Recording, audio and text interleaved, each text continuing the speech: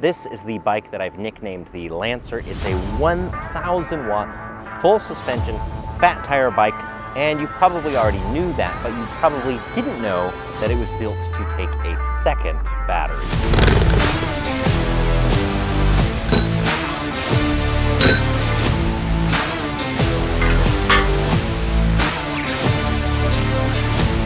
That's right, we have a 48 volt, 14 amp hour battery in the frame, which keeps the bike looking nice and slim, but we can also add a second 48 volt, 14 amp hour battery, or in the case of the brand new Lancers that are on the way, it can go up to a 48 volt, 17 amp hour battery. That means that between the stock battery of 14 amp hours and the second battery of 17.5 amp hours, you could have a massive 48 volt, 31.5 amp hour capacity, which should easily give you a range somewhere between 50 and 80 miles. I know one of the questions you're gonna have is, can this be done to any bike?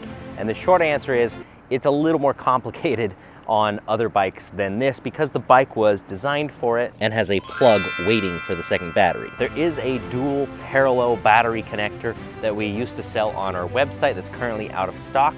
The good news is I have a new one that's been in development for quite some time. We've been testing it, and that is going into production right now. So we will have a new parallel connector that makes this possible on most other e-bikes. Before I get into the installation, which hopefully will just take a single tool, I want to explain how a dual battery system typically works. Common questions are, can I use a single charger and will it charge both batteries? Can I use two chargers and charge both batteries at the same time? When my display is showing the battery level, is that showing one battery, both batteries, a combination of the two, an average? Is it just the one that has a higher charge? I want to make sure that all of those questions are crystal clear. On some bikes like the Warthog that were designed for two batteries from the factory, you will find 3 different charge ports.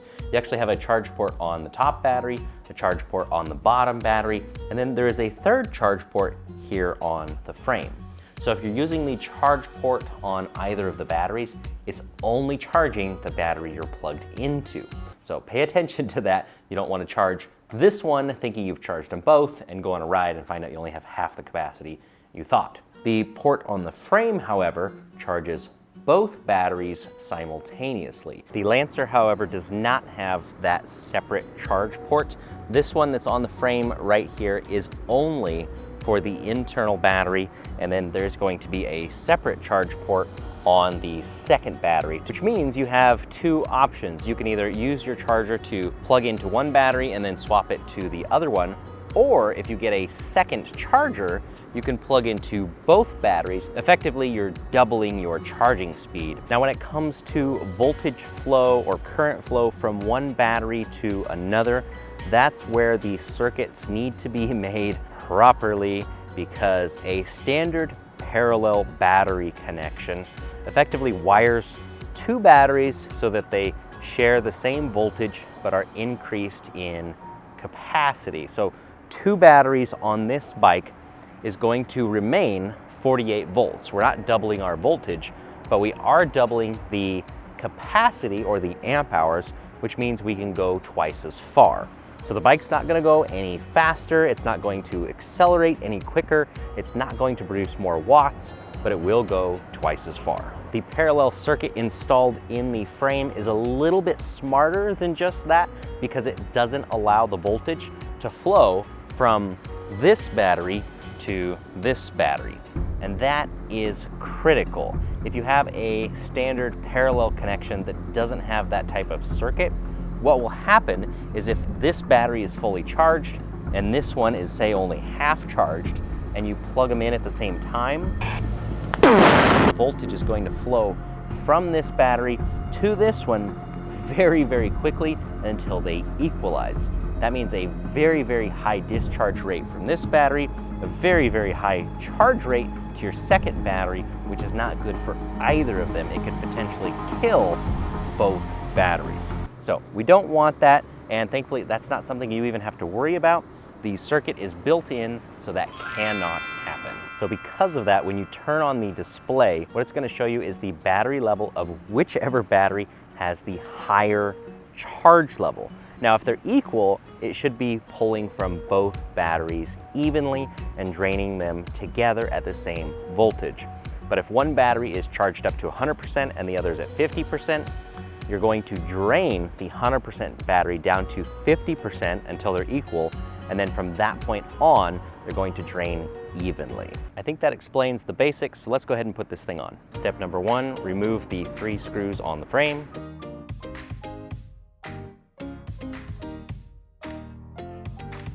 Step number 2 is to remove the cradle, which is the bottom piece attached to our new battery. All we need to do at this point is line up a couple of these holes, at least 2, and put those screws back in. I almost forgot these little rubber bumpers. These should go on underneath the cradle before you screw it on. Bumpers are going to situate underneath wherever you're putting the screws through. That helps it to not only hold tightly to the frame, but prevents any rattling or wobbling. Don't forget to lock your new battery onto the cradle. Now all we have to do is plug it in. This is kind of a unique connector. You can see there's quite a few pins in there. It's a one-way design, and then there is this little guy right here that spins around. There's 2 little notches in there. You want to make sure those are lined up, and then this is going to twist to lock it in place. So once you have this plugged in and locked, this connector cannot come out.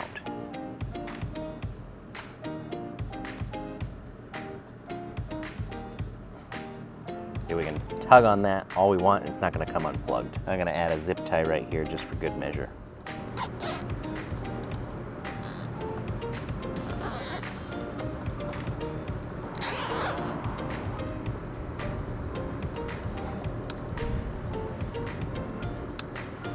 And we are all done. I've now got 2 batteries.